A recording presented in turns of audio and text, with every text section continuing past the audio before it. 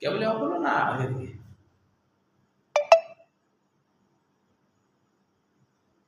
আচ্ছা এটুকু লেখো আগে। চ্যানেলের নাম কি শান্ত ব্যায়াম? হ্যাঁ প্রতিদিনের ক্লাসকে আপলোড করা থাকে? হ্যাঁ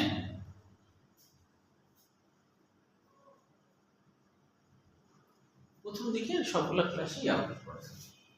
তারপরে মনে করো যে যেমন পরীক্ষা চলে, যখন সেকেন্ড ইয়ারের পরীক্ষার মধ্যে সবাই আসে না, তখন আপলোড করা থাকে। তাহলে যারা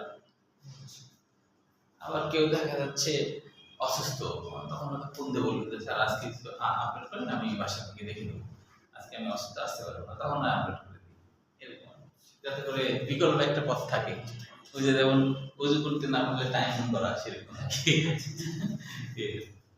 আচ্ছা তারপরও অবশ্যই এটা মাথায় রাখতে হবে, তোমার যে কোনো জিনিসে কৃত্রিমতা ভালো লাগে না।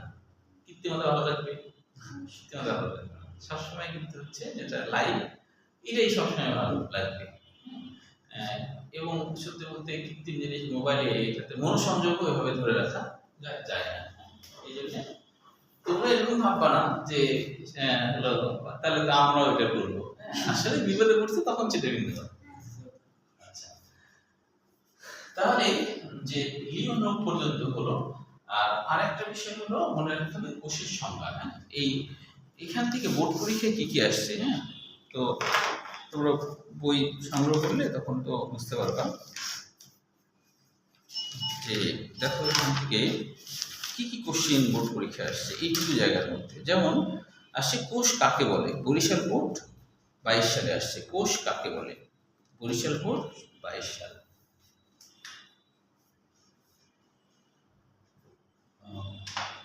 বরিশাল বোর্ড 22 সালে আসছে।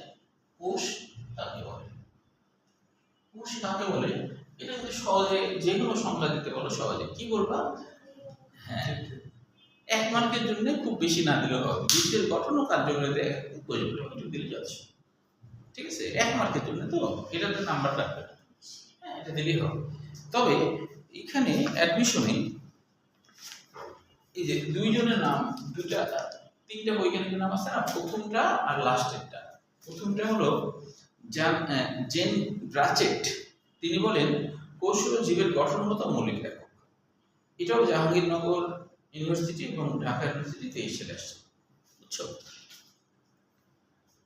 আচ্ছা তাহলে জেন জেন ব্রাচেট এটা হচ্ছে বলেন এই একটা সংজ্ঞা আছে, তবে তুমি পরীক্ষায় আসলে যে কোনো একটা সংজ্ঞা দিলেই হবে।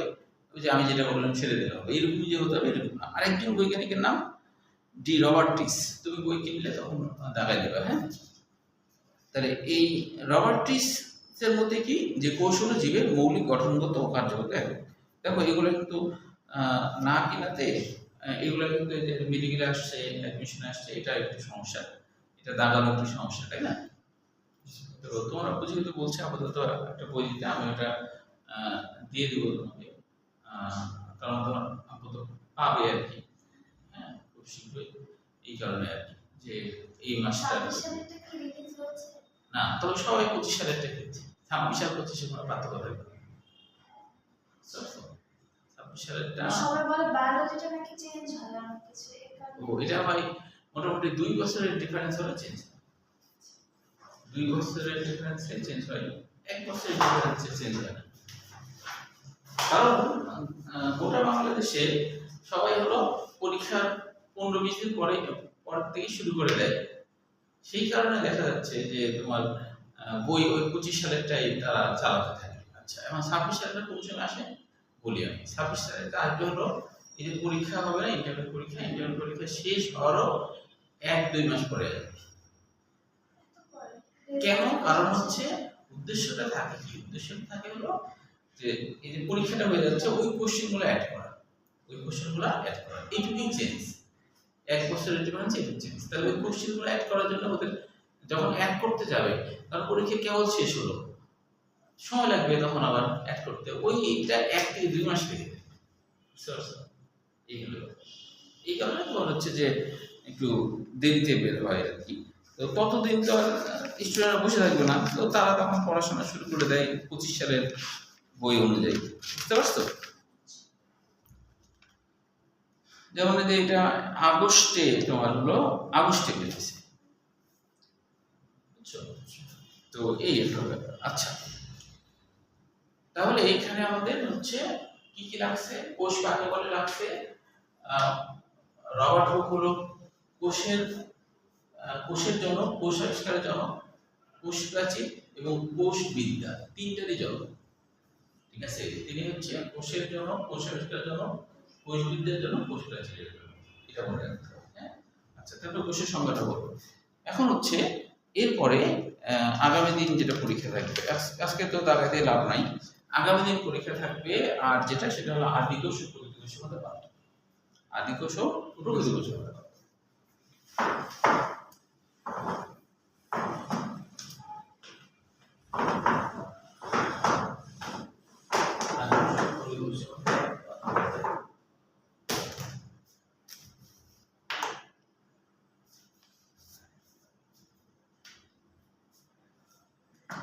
আদিকোষ ও প্রকৃত কোষের মধ্যে পার্থক্য খেয়াল করো। যে প্রথম কথা হলো আদিকোষ,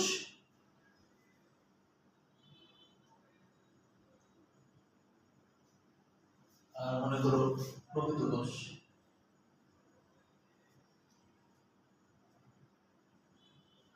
প্রকৃত কোষ তো আদিকোষকে ইংরেজিতে বলা হয় প্রোক্যারিওটিক।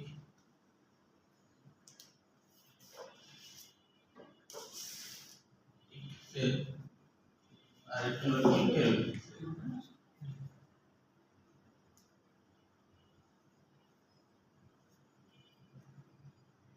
ইউক্যারিওটিক তাহলে যে এই প্রো মানে হলো আদি, আর ক্যারিয়ন মানে হলো নিউক্লিয়াস। ক্যারিয়ন মানে হলো নিউক্লিয়াস।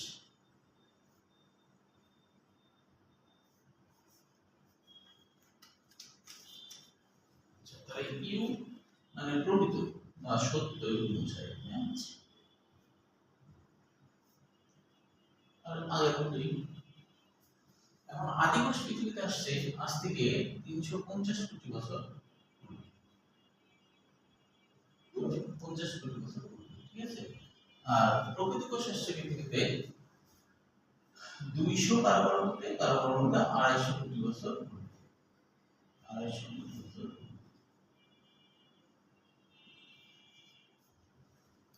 এটা অন্যান্য বই তথ্য, একটা বই পড়ার পাশাপাশি অন্য বই তথ্যগুলো তোমরা একটু শিখে নিবা, মানে নোট করে নিলে, বা তাহলে ধরো প্রয়োজন হলে বই লিখে নিলে হয়ে গেল।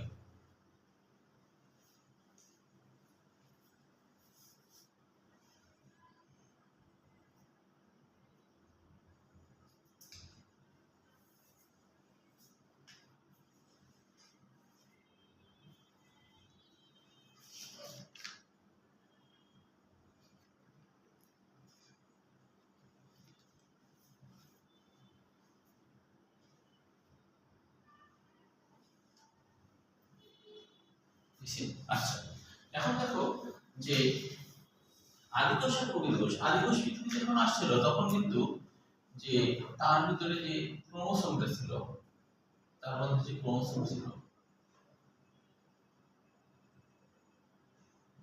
তার মধ্যে যে ক্রোমোসোম ছিল, সেই ক্রোমোসোমে কিন্তু শুধু বৃত্তাকার একটা অবস্থা ছিল। ক্রোমোসোম ক্রোমোসোম আর ডিএনএ এর মধ্যে পার্থক্য আছে, তাই না? ক্রোমোসোম আর ডিএনএ এর মধ্যে পার্থক্য আছে। তো এখন কথা হলো ক্রোমোসোম মানে কি মনে আছে? হ্যাঁ, রঙিন বস্তু। এটা একদিন বলছি, তাই না? আচ্ছা, তো ক্রোমোসোম বলতে কিন্তু রঙিন বস্তু। এটা কি দিয়ে গঠিত? ডিএনএ আর প্রোটিন, এই দুটো জিনিস দিয়ে গঠিত, ঠিক আছে। একইভাবে যদি আমরা বলি ক্রোমাটিন, তাহলে একই কাহিনী। হ্যাঁ, তাহলে এটাও তো তাই, ডিএনএ যোগ প্রোটিন। তাহলে ক্রোমাটিনের একটা বাংলা কি বলেছিলাম মনে আছে? বলো। সুতার মতো। সুতার মতো। আর একটু ভালো করে বলো। মানে হচ্ছে ক্রোমোজোমের সুতার মতো অবস্থাকে হচ্ছে ক্রোমাটিন। হ্যাঁ, এই যে এখানে মনে রাখবা, এখানে হচ্ছে এই ক্রোমা মানে ক্রোমোসোম, ক্রোমা মানে ক্রোমোসোম, জিন মানে সুতা, ক্রোমোসোম যখন সুতার তখন, ঠিক আছে। আচ্ছা, তো আদিকোষের ক্ষেত্রে সুতার মতো না, স্বাভাবিক ক্রোমোসোমের মতোই থাকে, ঠিক আছে। আচ্ছা, এছাড়া অতিরিক্ত একটা বৃত্তাকার ডিএনএ থাকতে পারে আদিকোষে, আর রাইবোজোম থাকবে, এটা স্বাভাবিক। মানে কারণ হলো একটা কোষ হতে গেলে 4টা বৈশিষ্ট্য লাগে, তাই না, বলেছি এর আগে 4টা বৈশিষ্ট্য লাগে, তো এই জন্য রাইবোজোম থাকবে, ঠিক আছে, আবরণ থাকবে, তারপর হচ্ছে যে রাইবোজোম, সাইটোপ্লাজম এগুলো তো থাকবে। সাধারণত যেটা হয়, আদিকোষ থেকে প্রকৃত কোষ কিভাবে হলো, আদিকোষ থেকে প্রকৃত কোষ কিভাবে হলো, বলা হচ্ছে একটা ব্যাকটেরিয়ার সাথে আরেকটা ব্যাকটেরিয়ার যৌন ধারণ হয়, বৈজ্ঞানিকদের ধারণা যৌন ধারণ হয়, প্রতিনিয়ত হচ্ছে। তো যৌন ধারণে যেটা হয় যে নতুন যে ব্যাকটেরিয়া, সেই ব্যাকটেরিয়ার মধ্যে এই ক্রোমোসোমের অংশ বিশেষ, মানে এটা দেখা যায় খুলে যায় এবং এর একটা অংশ আরেকটার মধ্যে ঢুকে যায়, আরেকটা ব্যাকটেরিয়া, ধরো এটা একটা ব্যাকটেরিয়া, এই ব্যাকটেরিয়াতে তোমার যে ক্রোমোসোম আছে, সেই ক্রোমোসোম দেখা যায় এক প্রান্ত খুলে যায়, এক প্রান্ত খুলে যায়, আর এটারও একটা অংশ খুলে যায়, একটা অংশ খুলে যায়, খুলে যাওয়ার পর এর একটা কালো যে অংশটা, সেটা দেখা যাচ্ছে এর মধ্যে ঢুকে যায়, এটা হলো যৌনধর্ম, এটা হলো যৌনধর্ম। ব্যাকটেরিয়ার ক্ষেত্রে যৌনধর্ম এরকম ক্রোমোসোম অংশ বেশি ঢুকে, বুঝছো। তো এরকম ঢুকতে ঢুকতে এক পর্যায়ে ব্যাকটেরিয়াতে ক্রোমোসোম কিন্তু অনেক বেশি বেশি বড় সড়ো হয়ে যায়, ঠিক আছে। হওয়ার পর বড় সড়ো যখন হয়ে যায়, হওয়ার পর এরা নিজেরা কি করে, অনুলিপন বা প্রতিরূপ গঠন করে, মনে আছে ডিএনএ অনুলিপন, মানে একটা থেকে এইভাবে করে, হ্যাঁ, তো এইভাবে করে দেখা যায় এরা আস্তে আস্তে অনেক ক্রোমোসোম যখন হয়ে যায়, হ্যাঁ, এবং অনেক লম্বা লম্বা যখন হয়ে যায়, তখন কোষ প্রাচীরের ভিতরে যে কোষঝিল্লি আছে, এরা ফিল করতে পারে যে অনেকখানি ক্রোমোসোম আমি পাই গেছি, অনেক বড় সড়ো, এটার একটা নিরাপত্তা দরকার, এটা খুবই গুরুত্বপূর্ণ জিনিস, এর একটা সেফ দরকার। তখন কোষঝিল্লি ভিতরের দিকে ঢুকে আসে, কোষঝিল্লি কি হয়, ভিতরের দিকে ভাঁজ ভাঁজ হয়ে যায়, বুঝছো, ভাঁজ ভাঁজ হয়ে যায় জায়গায় জায়গায়। পরে এই ভাঁজ অংশগুলা এভাবে একীভূত হয়ে যায়, লালটা এটা খুলে দেয়, খুলে দেওয়া অংশই পরবর্তীতে কি হয়, এর বাইরে যে আবরণ তৈরি হয়, এর বাইরে দেয় কি মেমব্রেন তৈরি হয়। তাহলে মেমব্রেনটা হয় এদের ভিতরের দিকে যে কোষঝিল্লি আছে, সেটা একটা মেমব্রেন তৈরি হয়। যখনই এরকম হয়ে যায়, তখন এর নাম হয়ে যায় প্রকৃত কোষ। কিন্তু এখন কথা হলো, সকল আদিকোষগুলা এরকম ডেভেলপ হলো না কেন, যে সমস্ত আদিকোষের যৌন ধারণ হয়নি, হ্যাঁ, তারা যৌন ধারণ হয়নি বলে ওখানে ক্রোমোসোম বেশি আসতে পারেনি, তারা প্রকৃত কোষ হতে পারেনি। তাহলে যখন এই বেশি সংখ্যায় হয়ে যায়, তখন কোষঝিল্লি বুঝতে পারে যে এটার একটা নিরাপত্তা দরকার, এর একটা নিরাপত্তা দরকার। এবং নিউক্লিয়াস কিভাবে হয়, যে এই ক্রোমোসোমে তো জিন আছে, কিছু জিন আছে, তারা চিন্তা করে যে কিছু পুষ্টি সমৃদ্ধ কিছু জায়গা রাখা দরকার ঘরের ভিতরে, তো নিউক্লিয়াস হলো এরকম পুষ্টি সমৃদ্ধ কিছু অংশ, সেটা সব প্রকৃত কোষ হয়ে যায়, ঠিক আছে। এবং আদিকোষের মেন পার্থক্য হলো, আদিকোষে নন হিস্টোন প্রোটিন থাকে, এটা একটু বুঝতে হবে নন হিস্টোন প্রোটিন কি, ঠিক আছে। আদিকোষে হ্যাঁ ডিএনএ সাথে থাকে, আদিকোষে নন হিস্টোন প্রোটিন থাকে, এইটাই মেইন পার্থক্য। উদাহরণটা জাস্ট মুখস্থ, আদিকোষে নন হিস্টোন প্রোটিন থাকে, নন হিস্টোন প্রোটিন থাকে,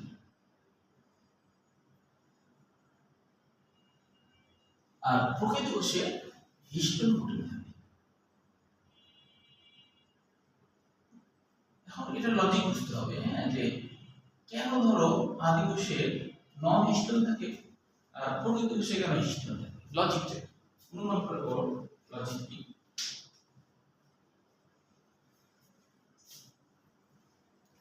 বলা যাবে, লজিক বলা যাবে, বলা যাবে না।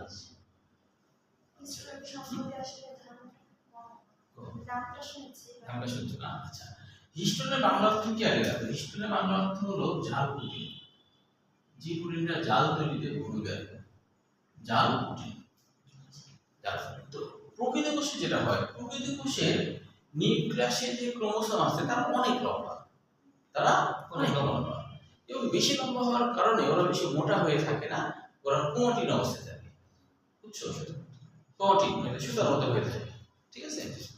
তো এখন কথা হলো যে এরা তো লম্বা, আসলে কত লম্বা বলা হচ্ছে, একটা মানুষ যত লম্বা তার থেকে 3 গুণ বেশি লম্বা একটা ক্রোমাটিন, এত লম্বা, তাহলে কতটা প্যাঁচাই থাকে, তাই না? এখন এই লম্বা জিনিসটা জন্যই তো দরকার জাল প্রোটিন। তো প্রকৃতপক্ষে যেটা হয় যে এইটা ধরো সেই হিস্টোন প্রোটিন, ওটা কি প্যাঁচায় থাকে? হ্যাঁ প্যাঁচা থাকে।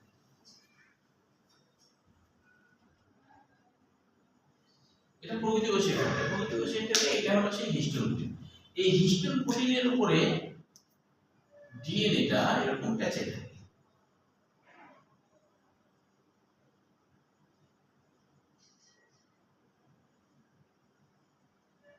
এভাবে প্যাঁচে থাকে। তো এটা তো ডবল।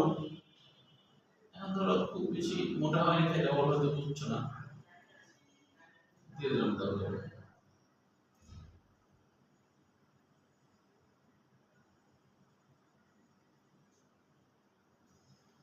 তো এই কারণে আমরা ক্রোমাটিন বা ক্রোমোসোম যাই বলি না কেন, তো এখানে দুটো উপাদান দেখতে পাচ্ছি। দেখো, একটা হলো লাল, এটা কি প্রোটিন, তাই না? Histone protein. আর কালো, এটা কি ডিএনএ। তাহলে কি ক্রোমোসোম বা ক্রোমাটিন দুইটা জিনিস দিয়ে গঠিত না? দুইটা জিনিস মিলেই কিন্তু ক্রোমাটিন বা ক্রোমোসোম। এটা বুঝতে পারছো? এবার বুঝতে পারছো? আচ্ছা, তো এখন কথা হলো হিস্টোন প্রোটিন প্রকৃতপক্ষে থাকে কেন? থাকে কেন? থাকার দরকার কেন? হ্যাঁ, বেঁচে থাকে। কেন বেঁচে থাকে? কেন বেঁচে থাকে? বেঁচে তো থাকে, কিন্তু কেন বেঁচে থাকে বলো তো? কেন বেঁচে থাকে? আচ্ছা, যেমন আমি বলি যে ওই যে ঘুড়ি উড়ায় না, ঘুড়ি উড়ায়, ঘুড়ি উড়ানোর যে সুতা, সেই সুতাটা কেন লাটাইয়ের সাথে পেঁচায় রাখে বলো তো? এমনি রাখে না কেন? অসুবিধা হবে, প্যাঁচায় যাবে। পেঁচায় যাবে, হ্যাঁ, একটা সাথে একটা গিট লেগে যাবে। ওই কারণে ঘুড়ির সুতাটা একটা লাটার সাথে পেঁচায় রাখা হয়। এবং পেঁচায় পেঁচায় গিয়ে এইটুকু হয়ে যায়, তাই না? কিন্তু ওরা লম্বায় ওর থেকে অনেক বড় না, ওর থেকে অনেক বড়, কিন্তু ওই লাটাই সাথে পেঁচায় রাখা হয় যেন খোলার সময় সুবিধা হয়, তাই না? এবং একটার সাথে একটা গিট বেঁধে না যায়। তো আল্লাহ এই কাজটা করছে। প্রকৃতপক্ষের যে ডিএনএ, প্রকৃতপক্ষের যে ডিএনএ, এটি এতই লম্বা, এই লম্বা জিনিসকে যদি স্বাভাবিক অবস্থায় ফেলে দেওয়া যেত, তাহলে একটার সাথে একটা গিট বেঁধে যেত। তো ওই জন্য আল্লাহ কি করছে, জায়গায় জায়গায় হিস্টোন নামক প্রোটিন দিয়ে রাখছে, ওই প্রোটিনের সাথে একটু করে প্যাঁচায় প্যাঁচায় রাখছে, যাতে করে ডিএনএ গুলো একটার সাথে একটা কি হয়, প্যাচ লেগে না যায়। প্যাচ লেগে গেলে তখন ডিএনএ মধ্যে যে জিনগুলো আছে, ওই জিন তো কাজ করতে পারবে না, একটার সাথে একটা জোড় পেকে গেলে তো কাজ করতে পারবে না, বুঝতে পারছো? তো সেই জন্য হিস্টোনকে করা হয়েছে পজিটিভ চার্জ, ডিএনএ কে করা হয়েছে নেগেটিভ চার্জ। পজিটিভ নেগেটিভ একটা সাথে একটা করে থাকছে, বুঝতে পারছো? তো তাহলে এবং দুইটা নেগেটিভ তো যুক্ত হবে না, তাই না? যুক্ত না করার জন্য দুইটাকে নেগেটিভও করা হয়েছে, যেন যুক্ত হয়ে না যায় কোনোভাবে, হ্যাঁ। এবং এই যে এইভাবে পেঁচায় পেঁচায় থাকে বলে এটাকে বলা হচ্ছে জাল প্রোটিন। এটাকে কি বলা হচ্ছে? জাল। এখন কথা হলো আদিকোষে থাকে না কেন? কারণ আদিকোষে না থাকার কি কারণ বলো এবার? আদিকোষে না থাকার কারণ কি বলো তো? ছোট, হ্যাঁ, ছোট্ট ক্রোমোসোম। তোমাকে যদি আমি এইটুক সুতা দিই, ধরো এইটুক সুতা দিই, তুমি কি বলবা এইটুক সুতা দিলে আমাকে লাঠি দাও, আমি পেঁচাই নিয়ে যাই? তাহলে হাস্যকর হবে না? তো ছোট সুতার জন্য তো আর লাগবে লাগবে না তো। তাহলে এই কারণে প্রকৃতপক্ষে কোনো হিস্টোন প্রোটিন থাকে না, তবে নন হিস্টোন মানে যেটা পেঁচায় না, মানে জাল তৈরি করে না, এরকম প্রোটিন। ধরো এটাই ধরো এটাই ধরো সেই হলো আদিকোষে এটা ধরো ডিএনএ। এখন এটার ভিতরের দিকে কিন্তু হিস্টোন প্রোটিন থাকে না, এর বাইরের দিকে দেখি কিছু প্রোটিন লেগে থাকে, মানে জাল তৈরি করেনি। এমনি নর্মালি অন্যান্য প্রোটিন যে প্রোটিনগুলো জাল তৈরি করেনি, এই ডিএনএ এর বাইরের দিকে থাকে। তো এই দুইটা মিলে তখন আমরা এটাকে ক্রোমোসোম বলি। প্রোটিন যদি না থাকতো তাহলে ক্রোমোসোম বলতাম না, ডিএনএ বলতাম। যেমন এখানে এটা কিন্তু একটা বৃত্তাকার ডিএনএ, এটাকে কিন্তু ক্রোমোসোম বলা হয় না, এটা একটা বৃত্তাকার ডিএনএ। প্লাজমিড মানে বৃত্তাকার ডিএনএ, প্লাজমিড মানে বৃত্তাকার। বুঝতে পারছো? তাহলে মূল পার্থক্য এটাই। আদিকোষে মূল পার্থক্য এটাই, আদিকোষে নন হিস্টোন প্রোটিন থাকে প্রকৃতপক্ষে হিস্টোন প্রোটিন থাকে। বুঝতে পেরেছো? কেন থাকে তারা বোঝা গেল না? আচ্ছা, দুটো প্রোটিন তো আলাদা না? দুটো আলাদা, একেবারে আলাদা, একই রকম না। একই রকম হলে নাম সাইজে ছোট না? হ্যাঁ, আর হিস্টোন সাইজে বড়, বুঝছো? আচ্ছা, এখন দেখো এখানে তোমার কয়েকটা বিষয় একটু বোঝার আছে। যেমন আদিকোষের ডিএনএ অঞ্চলকে নিউক্লিয়েড বলা হয়। নিউক্লিয়েড বলা হয় এই কারণে, দেখতে নিউক্লিয়াসের মতোই আগে কিছুটা, মানে কিছুটা গোল হয়ে থাকে, তো তাই এর নাম নিউক্লিয়েড। তবে অন্য বইয়ের আরেকটা নাম আছে, নিউক্লিয়েড বা জিনোফোর।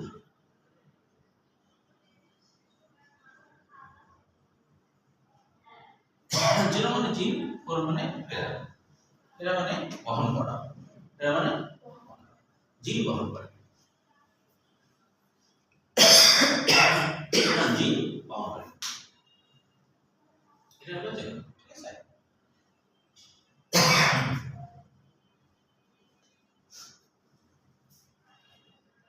আচ্ছা, আর কি দেখো,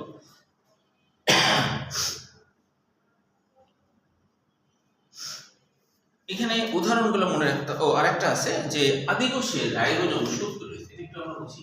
আদিকোষের রাইবোজোম 70 মানে কি? আদিকোষের যে রাইবোজোম আছে, এই রাইবোজোম 70,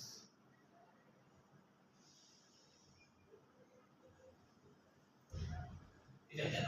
আর প্রকৃতপক্ষে রাইবোজোম হলো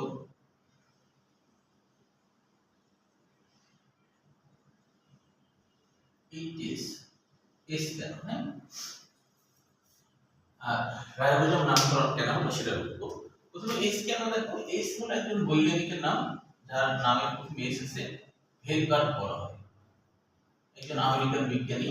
তিনি হচ্ছে দেখলেন যে দুই কোষের রাইবোজোম দুই রকমের সাইজ আছে, একটা একটু ছোট, একটা একটু বড়। উনি চিন্তা করলেন যে যেহেতু একটা ছোট সাইজের রাইবোজোম আর একটা একটু বড় সাইজের রাইবোজোম, তাহলে আমি একটা কাজ করি, এটা হচ্ছে একটা সহগ দিয়ে দিই। তাই তিনি আসলে এটা সহগ দিয়েছেন। বিস্তারিত আরো সামনের সামনে আছে, পরে আরো বিস্তারিত আছে, এখানে এইটুকু আছে। তাহলে তাই তিনি একটা সহগ বা সংখ্যা দেন, এটা যদি একটু ছোট 70, এটা একটু বড়, তাই 80। এখন রাইবোসোম নামকরণ কেন হয়েছে? রাইবোসোম তো প্রোটিন তৈরির কারখানা, তাই না? প্রোটিন তৈরি করে। কিন্তু রাইবোসোম নামকরণ কেন হলো?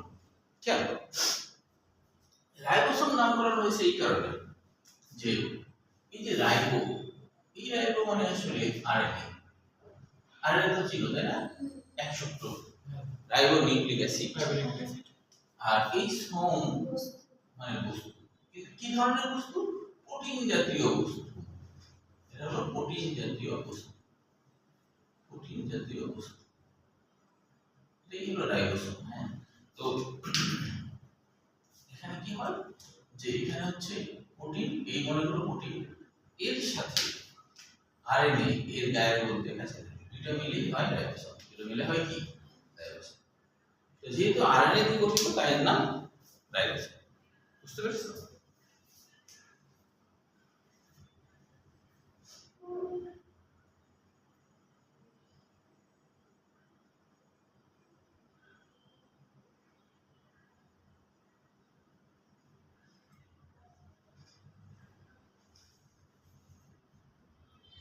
আচ্ছা, এখন দেখো আর কি কি বিষয়গুলো, এগুলো যেগুলো আলোচনা করছি সবই হলো আগামী দিন পরীক্ষায় থাকবে। হ্যাঁ, আচ্ছা, এখন দেখো উদাহরণ হিসেবে যে আদিকোষের উদাহরণ মাইকোপ্লাজমা, ব্যাকটেরিয়া, এগুলো হলো আদিকোষের উদাহরণ।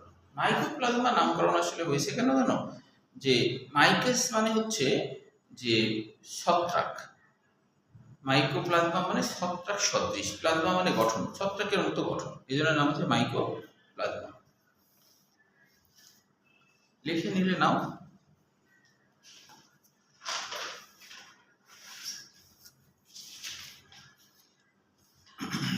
মাইকাস বা মাইকো, মাইকাস বা মাইকো, এইটা মানে হলো ছত্রাক।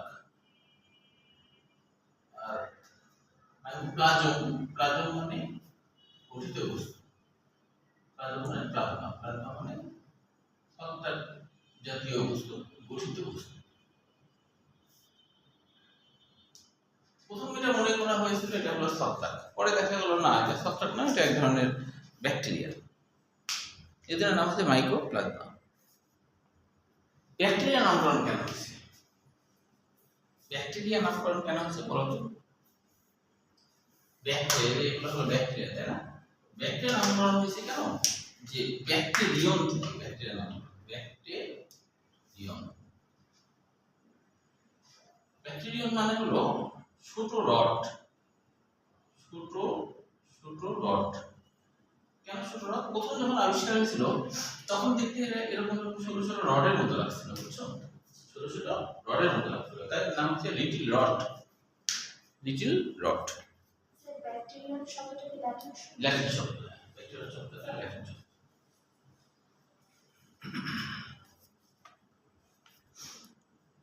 ব্যাকটেরিয়ার মধ্যে উদাহরণ হিসেবে ইসেরিসিয়া কলাই।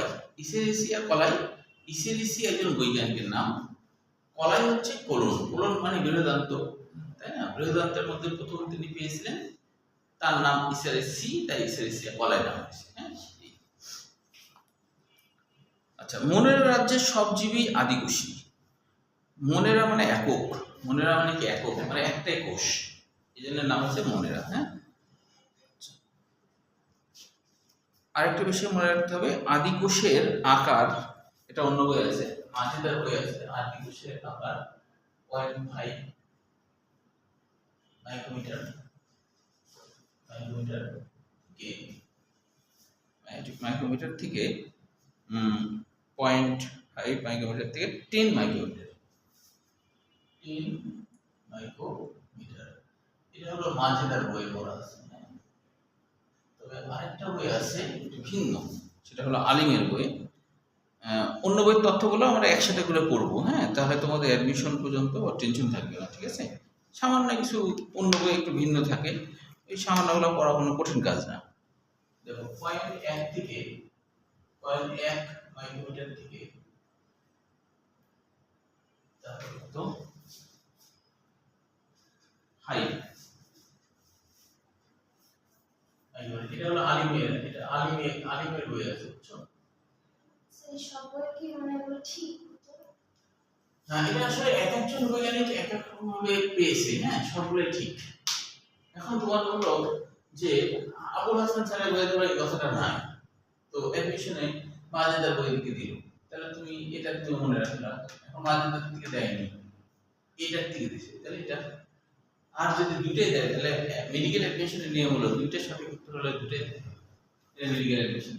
দুটোতেই দামি। হ্যাঁ, দুটোতেই গোল্লা গোল, এটা হলো মেডিকেল অ্যাডমিশনের ক্ষেত্রে নিয়ম। একাডেমিকের এই নিয়ম নাই, মেডিকেল অ্যাডমিশনে এই নিয়ম, ঠিক আছে? আচ্ছা, এখন দেখো প্রকৃত কোষের ক্ষেত্রে, এটা তো আগে বললাম আশিয়েস, তাই না? আর কি কি পার্থক্য আছে, যে শৈবাল ছত্রাক, ব্রায়োফাইটা। ব্রায়োফাইটা মানে কি জবাই বলতে পারবো? ব্রায়োফাইটা মানে কি? ব্রায়োফাইটা মানে পানি সম্পূর্ণ একটা উদ্ভিদের নাম। ব্রায়োফাইটা মানে মশ বলতে উদ্ভিদ, হ্যাঁ। আচ্ছা, মশের বাংলা কি বলো তো? মশ কি ইংলিশ শব্দ? না, বাংলা এটা সংস্কৃত শব্দ, বাংলা সংস্কৃত শব্দ মশ। ব্রায়োফাইটারই অপর নাম হলো মশ, হ্যাঁ। এর বাংলা অর্থ কার্পেট বা জায়নামাজ, কার্পেট। কারণ কি? কারণ হলো দেখতে মানে নরম নরম হয়, কার্পেটের মতো, ওর মধ্যে হাঁটলে একটু গতি গতি লাগে, এর নাম হলো কার্পেট বা জায়নামাজ, ঠিক আছে? আচ্ছা, আরেকটা উদ্ভিদ আছে টেরিডোফাইটা। টেরিডোফাইটা মানে কি বলতো? টেরিডোফাইটা মানে হলো, বলো নিজের দিকে বলো তো, পারবে না? টেরিডোফাইটা মানে কি? বক্ষল উদ্ভিদ। টেরিডোফাইটা মানে বক্ষল উদ্ভিদ। বক্ষল উদ্ভিদ কেন? টেরিডোফাইটা মানে বক্ষল উদ্ভিদ। কেন বক্ষল উদ্ভিদ? এর আরেকটা নাম আছে কিন্তু।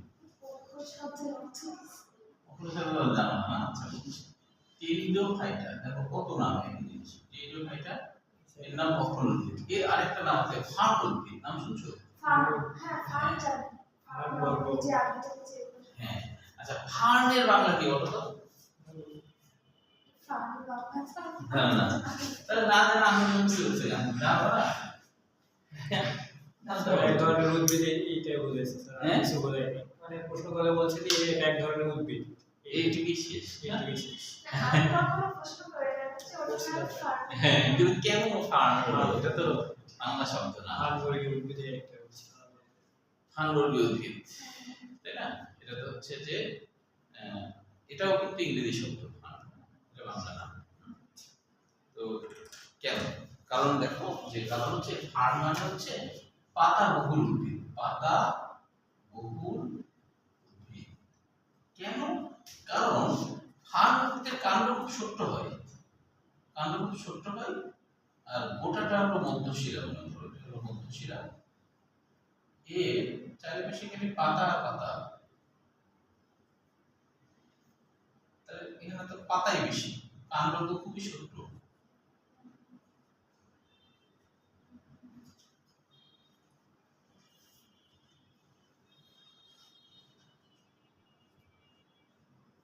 কাণ্ড যদি কালো যেটা আঁকলাম না, এইটুকু কাণ্ড, আর বাকি সবই তো পাতাই, তাই নাম পাতা বহুল উদ্ভিদ। ফার্নের বাংলা অর্থ পাতা বহুল উদ্ভিদ, পাতা বহুল উদ্ভিদ। জিমনোস্পার্ম মানে কি বলতো? জিমনোস মানে নগ্ন, স্পার্ম মানে বীজ, নগ্নবীজি উদ্ভিদ।